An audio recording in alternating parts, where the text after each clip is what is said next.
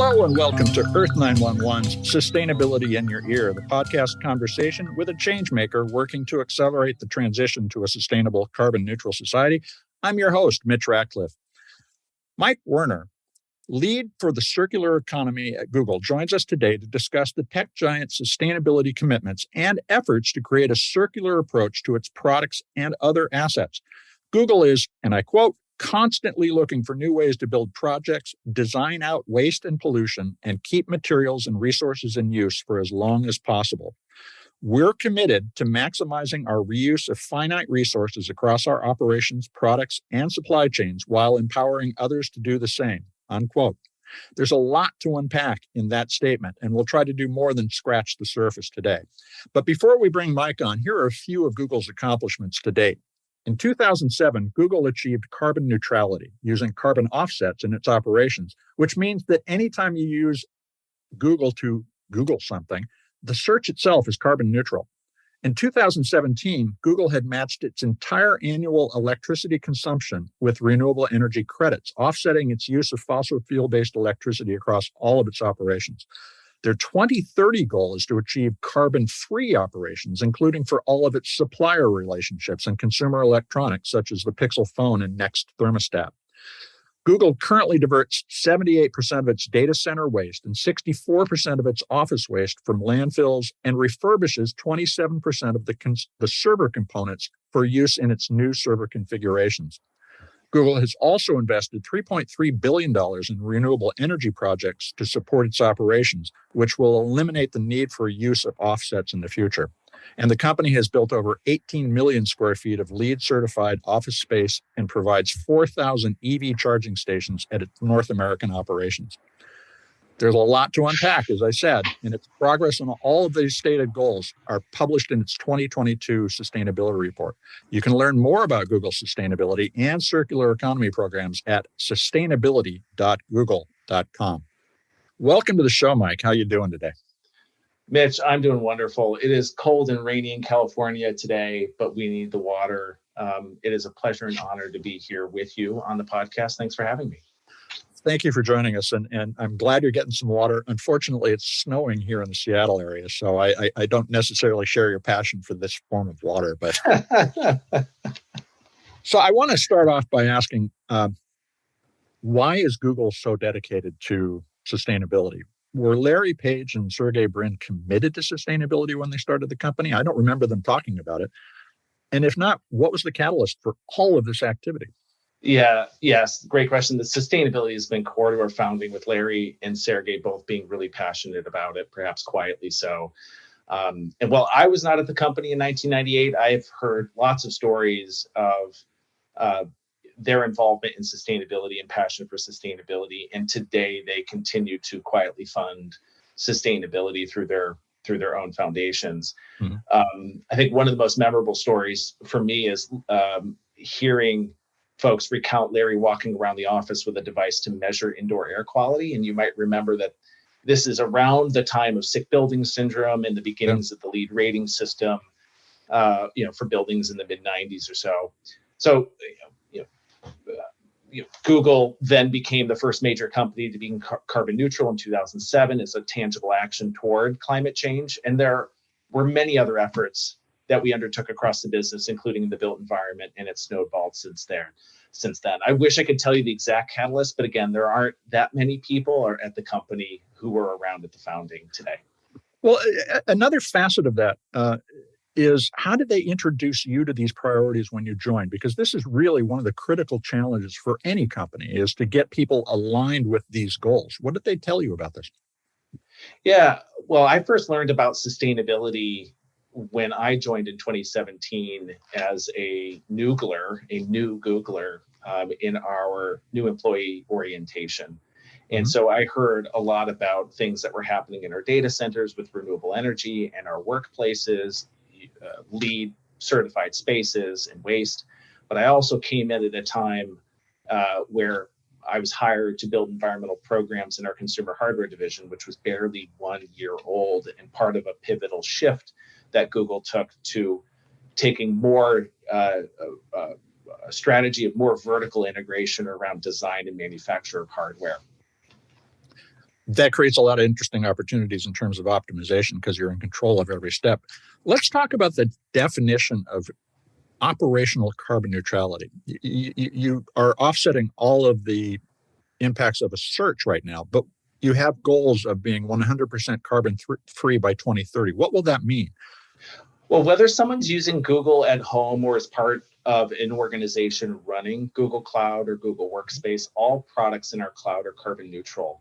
And so that means that the operational greenhouse gas emissions associated with running workloads on our infrastructure have been reduced through procurement of renewable energy. Mm-hmm. And any residual emissions have been compensated with high quality carbon credits.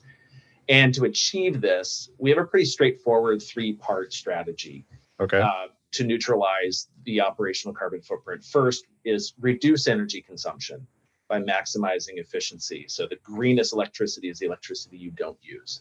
Second, we match 100% of the electricity consumption of our operations with purchases of renewable energy. And then third, we purchase high quality carbon offsets for emissions that we could not reduce directly. All 3 strategies are still relevant today, but we've obviously evolved our strategy. In 2019, we announced the pursuit of operating our company on 24/7 carbon-free energy by 2030. Mm-hmm. And last year, we elevated our commitment to becoming net zero by 2030 across scopes 1, 2, and 3 emissions. Empowering our company on 100% clean, carbon-free energy is at the heart of our net zero strategy. Now, obviously, renewable energy plays a critically important role in all of this. And you all have already built about 6 gigawatts of renewable capacity. You're part of the Clean Energy Buyers Alliance, which includes General Motors, Microsoft, Walmart, and others that are dedicated to an incredibly aggressive goal of 90% renewable generation capacity by 2030. So based on your experience in all of these projects, do you think the world as a whole can get to a renewable infrastructure by 2040 or 2050? Yeah, first, I want to recognize and honor the amazing talent within the company that are driving toward these goals and across the sector and industry, everybody that is part of these commitments in getting business to purchase more renewable energy and to build capacity. It is amazing to see this happen. To answer your question directly, personally, I'm cautiously optimistic. Okay. Why is that? So some good news.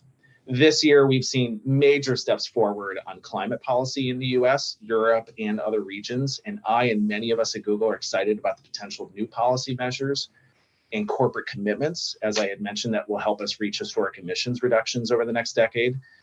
I think we continue to see year-over-year growth of renewables and costs plummeting. That's good news. And we've also seen major corporates engage in climate action in ways that we haven't seen since the modern sustainability movement started. And Mitch, you know this better than I do, certainly. But this is an extremely important ingredient in what every sustainability professional has been waiting for. But there's some concerning news.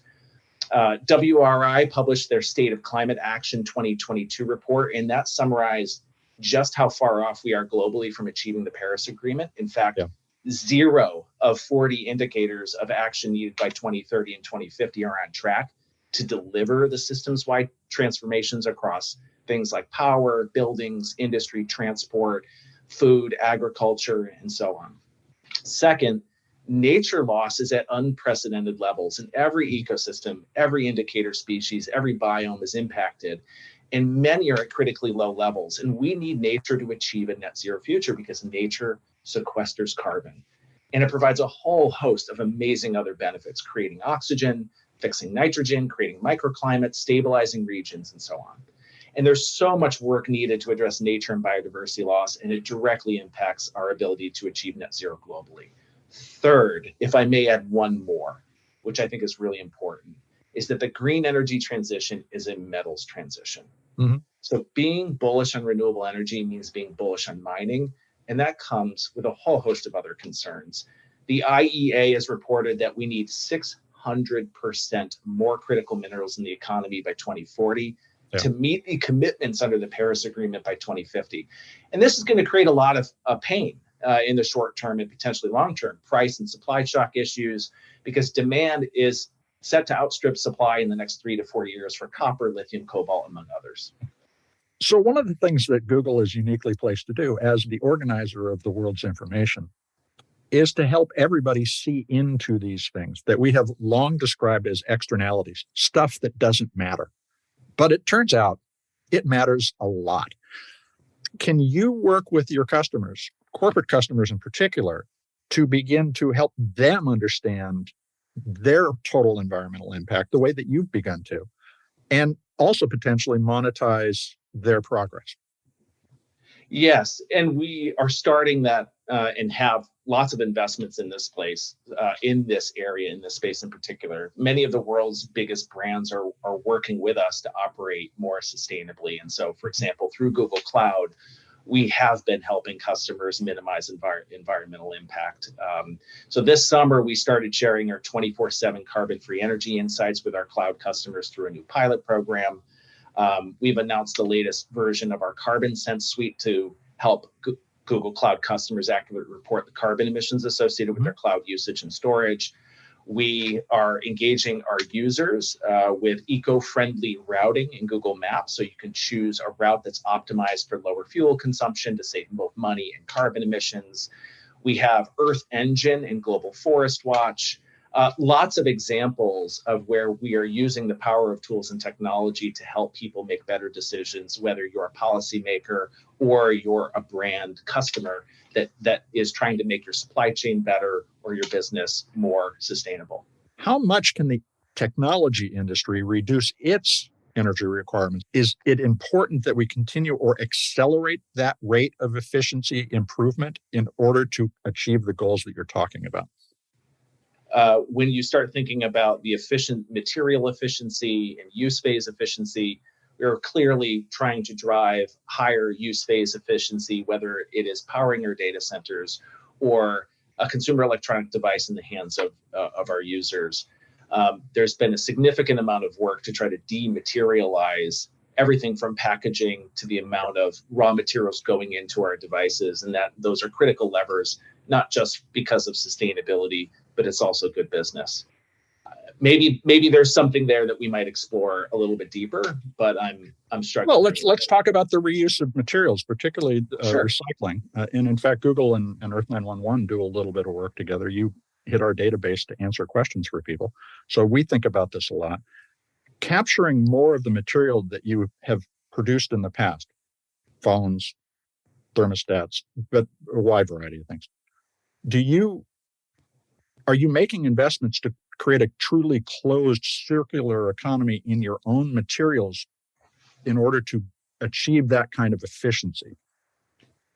Great question. And by closed loop recycling, do you mean Google products being recycled and made back into Google products? That's the most literal interpretation. And it's something that we see with large tech companies. They tend to just want to buy scrap from somebody else rather than thinking in terms of a closed loop. So is that a viable way to think about this? Or should we just have a more general recycling system? I think we need both. Okay. So closed loop recycling of products is an important strategy and one that we've experimented with, but it comes with a lot of barriers and challenges. Like what? First, networks need to grow. Mm-hmm. I think it's important to first recognize that today we have a global distribution network that is wired to move products from production through and into the hands of consumers. Those same supply chains and networks do not operate in reverse. So achieving a closed loop recycling process for consumer hardware products, for example, means that we need new networks. Yeah. And this is not unique to us. This is true for every consumer electronics company. The second barrier among many is that we need to overcome some of the aspects of consumer engagement. And we've published some research into consumer barriers into electronics recycling. And there are both practical and psychological barriers to getting e-waste out of drawers, out of closets, and into the recycling stream. With that being said, we have looked at ways of doing closed loop recycling of plastics and some other materials directly from our products, but we are unfortunately not at a scale, not at a place where it makes sense. Alternatively, we are keenly interested in chemical recycling technologies of existing materials flowing through recycling systems. And these are really attractive because there's an opportunity of taking post-consumer plastic waste and producing new plastics that are 100% recycled content with virgin-like material properties. You can't achieve this reliably through mechanical recycling value chains. But I do have a story for you of a closed-loop example from our data centers, where we partnered with Seagate and worked to reuse magnet assemblies from more than 6,000 hard drives and remanufacture them into new hard drives. And it was extremely technically challenging because hard drives are an amazing, incredible feat of engineering. And you cannot let a speck of dust attach onto the magnet or you render it completely useless. Mm-hmm. And in order to complete our pilot, we could not remove hard drives from our data center because they contain sensitive information on them. So we had to build a clean room on site dedicated to magnet disassembly, carefully place them in dust-free packaging, and return them to Seagate, where they took those magnet assemblies and installed them back into new hard drives. However, hard drives are continually evolving, and that results in new magnet designs every few years. So the pilot was a success, but it's difficult to continue to do this. Yeah. Cost effectively, and so it's something that we're still learning from.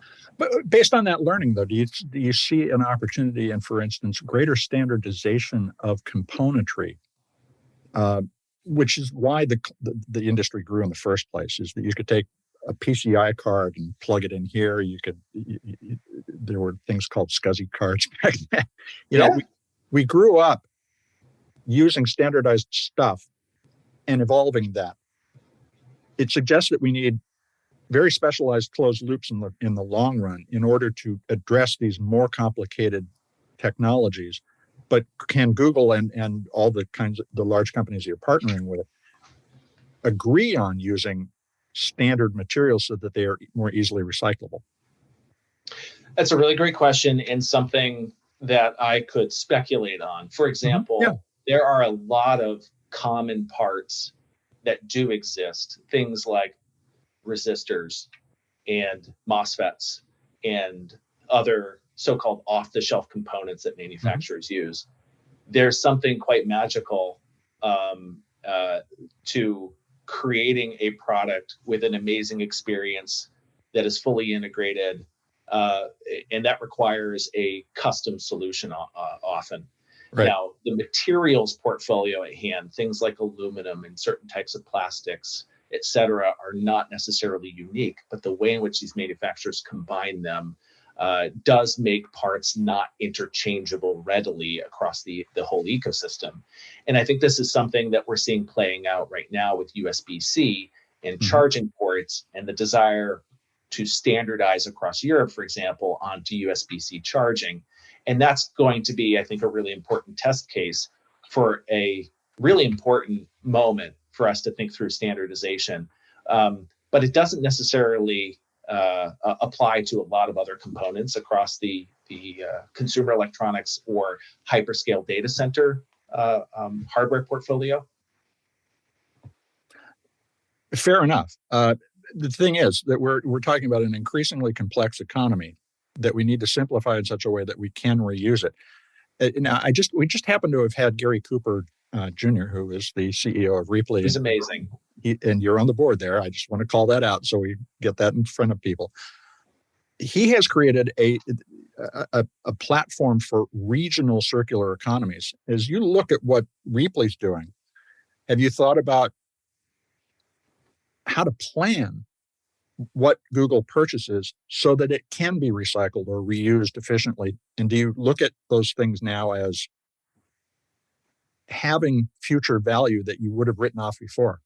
Clearly, yes, we have. And we published a white paper a couple of years ago on the role of deconstruction of commercial buildings, deconstruction and reuse of commercial buildings, and looking at how do we set up regional networks of material hubs, of fixtures and other equipment that might get salvaged for reuse and integrated into new buildings. And in fact, our most recent building projects in the Bay Area, Charleston East and Bayview, integrate salvaged materials from older buildings that were deconstructed, and materials like tiles, backsplash, carpeting, and ceiling tiles, and other materials are featured throughout the building.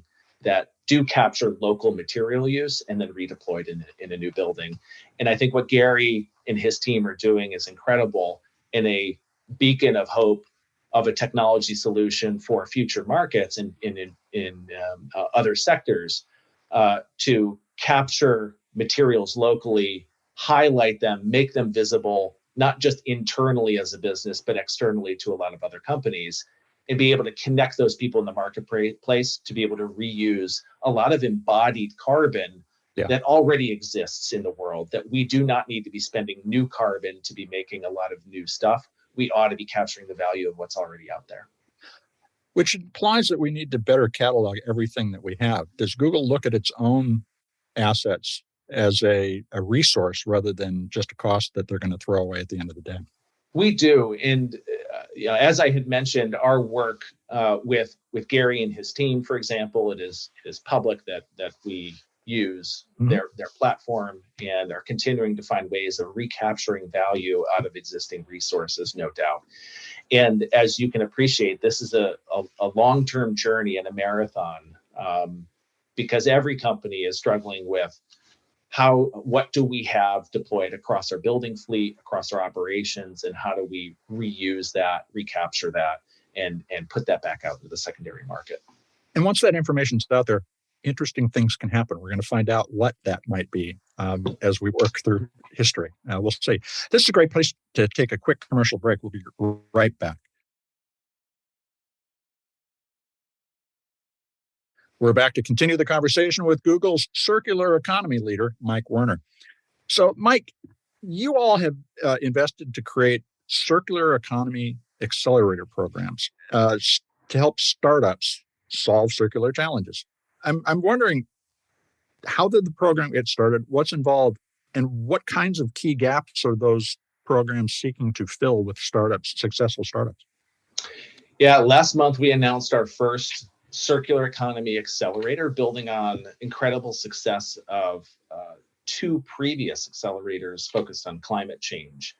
And so the circular economy accelerator is going to bring the best of Google's programs, products, people, and our technology to startups and NGOs that are working on very specifically circular economy related things, with an aim of realizing a future without waste. We know that waste is an enormous issue. Just in the United States, 42 million tons of plastic waste in 2016, and 90% of all riverborne plastic in the ocean comes from just 10 rivers, 8 of which are in Asia Pacific. And so the program has an open call for applications for startups and NGOs headquartered in APAC in North America. And then after completing an inaugural program, we hope to expand this to other markets, including EMEA. But each company and organization that's selected to join the accelerator are going to receive a number of benefits, and we're really aimed at trying to address technology solutions aimed at the circular economy. So those are some of the key gaps that we see. Amongst the technologies and information technologies, what do you think are key to solving problems like the low e-waste recycling rate that we face? It's overall 15 to 17% of all e-waste gets recycled. The rest is ending up in landfills. Google surfaces information. How do you tell the stories through these kinds of programs that activate people to take the actions that you said earlier are often blocked by emotional and information challenges? I want to tease out a couple of things. One is the accelerator is really focused in on AI and ML type solutions, technology solutions, data challenge solutions, of which achieving e-waste recycling is certainly a data issue.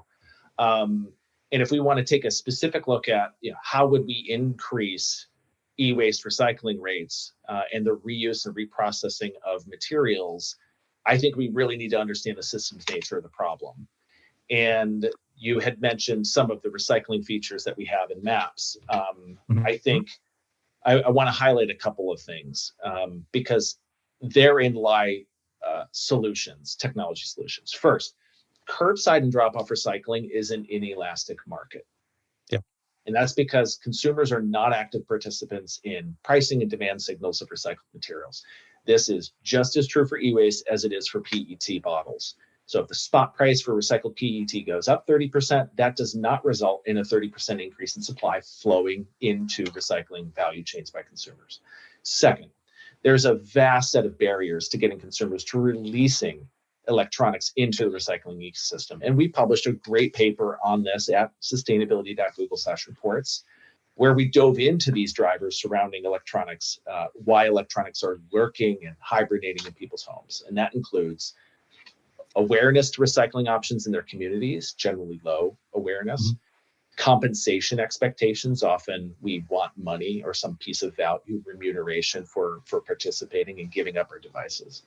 Nostalgia, we really love these things. We've got fond memories of them. Data security, we're really worried about what's going to happen to our data when we give this thing up. There's often low convenience to be able to recycle. I have to drive 20 minutes or, it's not, there's no local option, and there are others. So these are some of the examples, but I would say that we also don't have the right technologies to convert complex electronics back into usable raw materials. And so we need to evolve from shredding into more sophisticated approaches to material recovery that makes it easier, more attractive, and less expensive than primary extraction. So I think there are a few things that we can do in examples of where we have intervened.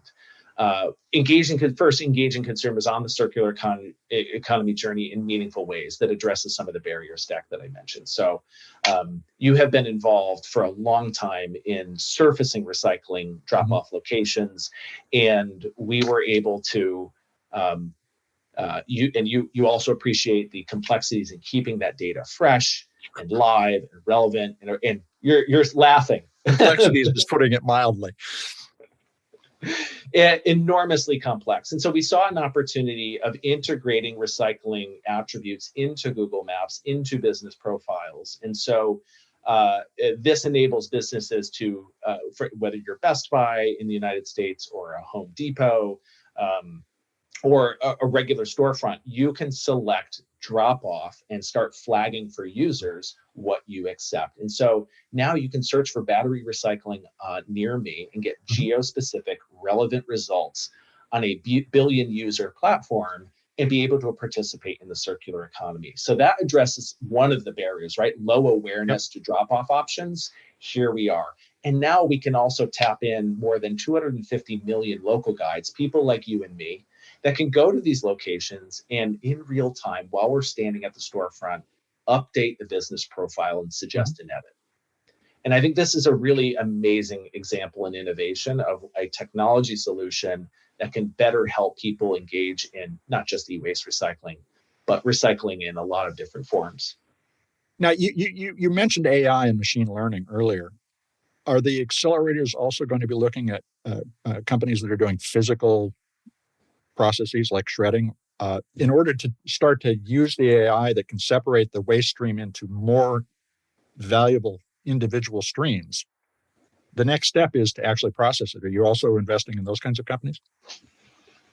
Yes, we're looking at those. And in fact, just a couple of months ago, we launched a series of ML models to do exactly this type of thing that you described. We call it Circular Net. And this is, as I said, a series of ML models aimed at better improving the identification of recycled materials as they move down a conveyor belt in a recycling facility. And these models are now published on GitHub, available to everybody. So this lowers the barrier to entry for use of AI and ML. And our hope is that this not only catalyzes an improvement in revolution in the ability and the use of AI in recycling to do exactly as you had mentioned. Our hope is that people will take these models and build upon them. And as the applications just closed yesterday for all of the teams coming through the accelerator. And so now starts the tough process of going through the hundreds of entries and down selecting them into a group of companies that are really focused in on data, AI, ML, and other technology solutions for circular economy. One of the potential solutions to the problem of getting consumers to recognize the value of the thing they have, it may be monetary value or just the environmental benefit of not throwing it away, is using product passports, actually characterizing a product, its materials, its recyclability, and so forth. Is Google looking at those kinds of options for its own products potentially? And would you be interested in supporting an industry-wide solution? Well, we are working with the European Union exactly on this issue, where the Circular Economy Action Plan is rolling out digital product passports. We are also engaged in the digital product passport initiatives that are being worked through with the World Business Council for Sustainable Development. And we also today publish environmental reports on sustainability.google/reports for most, if not all, of our core products that list out things like carbon footprint, chemicals of concern, and material composition. So we already do a lot of this today, and I think it'll be really interesting to see how this evolves over time and the use cases and how this information gets leveraged. Is there a particular work stream that people should be following in order to understand how that might evolve? I could not recommend right now a specific work stream. In my experience, the European Union is really leading on a lot of this through policy initiatives and other industry associations in region. And so I would recommend to audiences that if they're interested in that, to engage some organizations locally over there. Mike, I want to thank you for taking time to talk with us today. How can people keep up with what Google's doing? Because you're doing so much. Thank you so much, Mitch. This has been wonderful. They can learn all about our progress towards sustainability and our commitments at sustainability.google. Thank you, Mike. Appreciate it. We've been talking with Mike Werner. He's the leader of Google's circular economy programs, and you can learn more, as he said, at sustainability.google. Yes, it doesn't need a .com, sustainability.google. The power of big tech companies to solve the challenge of decarbonization is potentially transformative, and Google's progress to date is inspiring. But we also heard clearly that now that the climate crisis is widely recognized, the real work of understanding all the waste we generate, the materials that are in circulation that can be recycled for use, and the potential for improved sorting and processing of all recyclables is just beginning. Google's Circular Economy Accelerator program is one of many efforts to jumpstart the kinds of revolutions in sustainable living that are going to be comparable to how radio, television, the automobile, the computer, smartphones, and wireless networks transformed our lives over the past century or so. It's easy to forget that our species just invented modern life 150 years ago and is still working out the bugs.